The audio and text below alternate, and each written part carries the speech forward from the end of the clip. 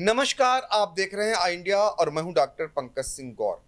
उत्तर प्रदेश में science city group की ठगी का जो लोग शिकार हुए थे उनके लिए एक बड़ी खबर है।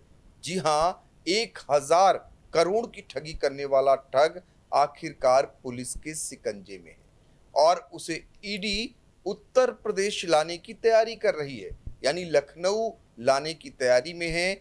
1000 का ये ठग जिसे दुबई पुलिस ने गिरफ्तार किया है और ईडी उसे लखनऊ लाने की तैयारी कर रही है।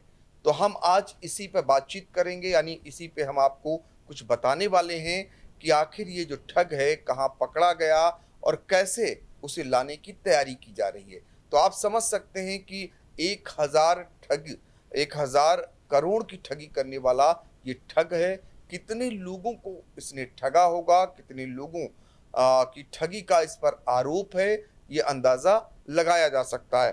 तो फिलहाल ये जो ठग है ये राशिद नसीम, जिसे दुबई पुलिस ने गिरफ्तार कर लिया है और अब प्रवर्तन निदेशालय यानी ईडी जो है कि टीम उसे लखनऊ लेकर आएगी। ये बड़ी राहत है, जो लोग ठगी का शिकार हुए हैं उनके लिए बड़ी जानकारी है। वो लंबे समय से इंतजार कर रहे थे कि जो ठगी का शिकार हुए कम से कम उन्हें न्याय मिले। तो उनके लिए ईडी अब जो है राशिद नसीम को दुबई से लखनऊ लाने की तैयारी करेगी। तो कुल मिलाकर के ये 10 महीने पहले आपको बता दें, लखनऊ की जो विशेष अदालत है उसने राशिद को भगौड़ा घोषित किया था और ये भगौड़ा घोषित होने के बाद ये दुबई पुलिस ने उसे गिरफ्तार किया है।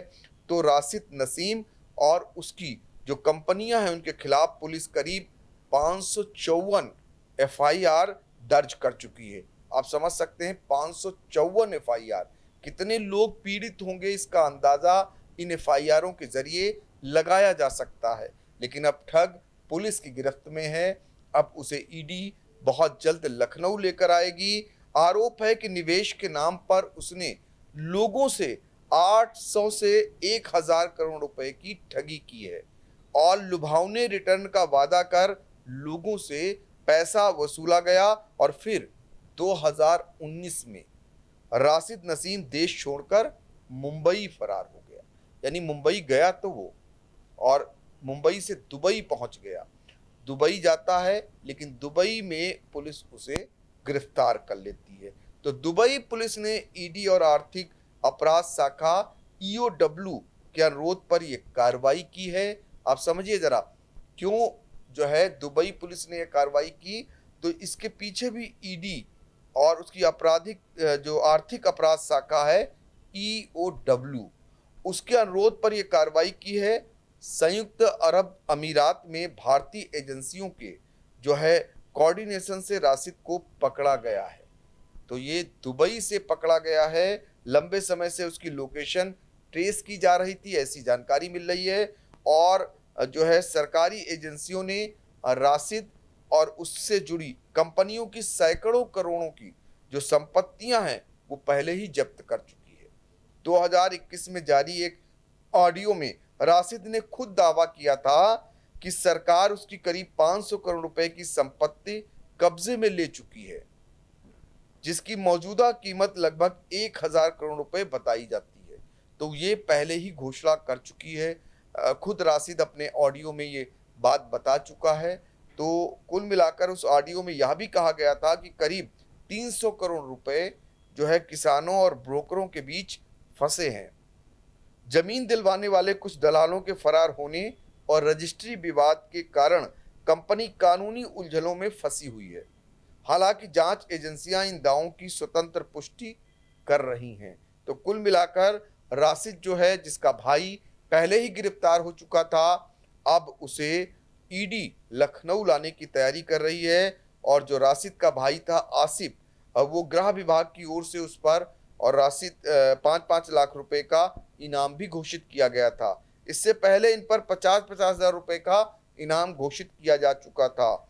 तो कुल मिलाकर के कंपनी के कुछ अन्य लोग भी हैं, 5 ऐसे लोग जिन पर 1-1 लाख रुपए का इनाम घोषित है। तो शिकंजे में है पुलिस के, अब ईडी के शिकंजे में आने वाला है 1000 रुपए के ठगी करोड़ रुपए की ठगी करने वाला राशिद।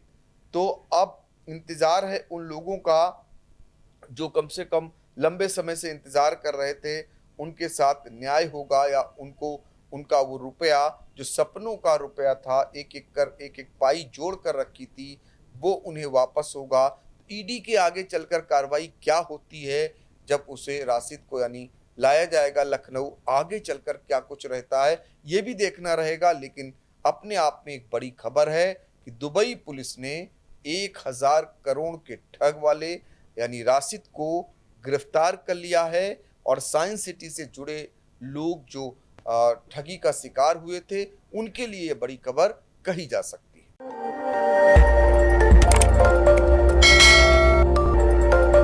खबर आपकी, नजर हमारी। देखते रहिए आई इंडिया।